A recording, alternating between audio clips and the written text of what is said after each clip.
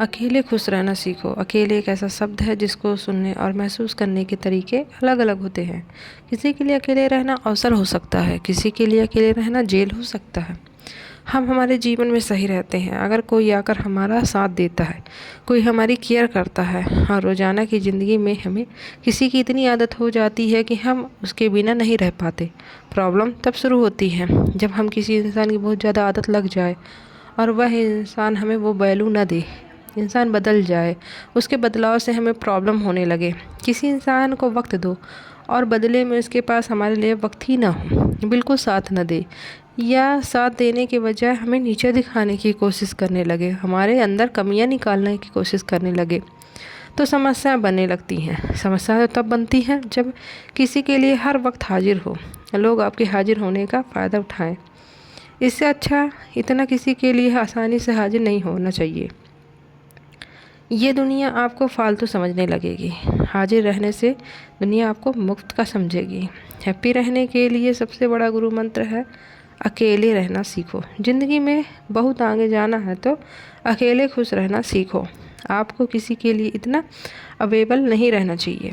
ज़िंदगी के सबसे बड़ी खोज खुद को खोजने में है, खुद को पसंद करने में है। खुद को क्या पसंद है, खुद को क्या पसंद नहीं है, कहाँ पहुँचना है, क्या करना है, ये आपको डिपेंड करता है। खुद को लेना है।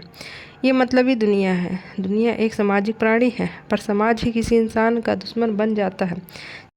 ऐसे समाज में रहकर क्या करना चाहिए? मेरे हिसाब से समाज से लड़ने की बजाय अकेले रहना सीखना चाहिए। शांत होकर ये सोचने की ज़रूरत है कि हमारे लिए समाज से लड़ना ज़्यादा ज़रूरी है, क्या ये हमारा खुश रहना ज़्यादा ज़रूरी है? क्यों हमारे जीवन में एक लक्ष्य को पाना ज़रूरी नहीं है? इतने इतने काम हैं दुनिया में जो हमारा वेट करते हैं, जो इन कामों को कर सकता है।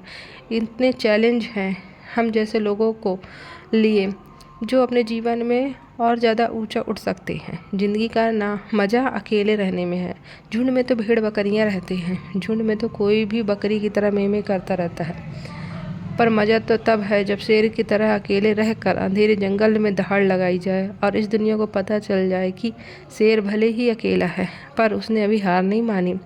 सूरज अकेला है इसका मतलब ये नहीं कि वह कमज़ोर है, बल्कि सूरज अकेला इसलिए है क्योंकि अभी तक उसकी ताकत का दूसरा कोई नहीं है। ऊंची चोटी पर माउंट एवरेस्ट है, इसका मतलब ये नहीं कि वह अकेला है, इसका ये मतलब है उससे ऊंची चोटी दूसरी नहीं है।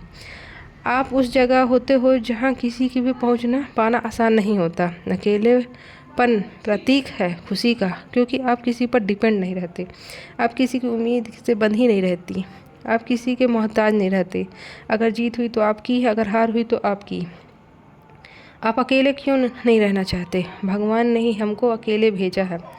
अगर ऐसा होता तो भगवान भी हमें पहले से ही किसी के साथ भेजता, पर ऐसा नहीं है। किसी के साथ जीना और किसी के साथ मरना ये संभव नहीं है। ना कोई साथ रहता है। इस दुनिया में अकेले आना है और अकेले ही जाना है। आप क्यों किसी से इतनी उम्मीद लगाए बैठे हैं कि किसी के आपके साथ की ज़रूरत है? क्यों किसी का साथ ही ज़रूरी है? जब आपकी मृत्यु होती है तो इंसान को वो फील नहीं होता, तो आप जब आपके साथ रहकर उसे वो फील नहीं होता तो फिर ऐसा फील क्यों होगा? आपको किसी पर डिपेंड ही रहने की क्यों आदत है? आप इंडिपेंडेंट क्यों नहीं होना चाहते? इतिहास गवाह है, अच्छे लोग या अकेले पड़ जाते हैं या जानबूझकर अकेले हो जाते हैं, क्योंकि ये दुनिया उसको समझ में आ जाती है। आपको कितना भी दुख रहे अकेले ही सहना पड़ता है। जब आपके शरीर का दुख कोई नहीं समझ सकता तो आपके मन का दर्द कौन समझेगा, कौन बांटेगा? क्योंकि मन का तो किसी को दिखता भी नहीं है। आपको कहाँ चोट लगी है कौन समझेगा? कौन कहता है कि अकेले बंदा खुश नहीं रह सकता? शब्दों से ज़्यादा ताकत खामोशी में है।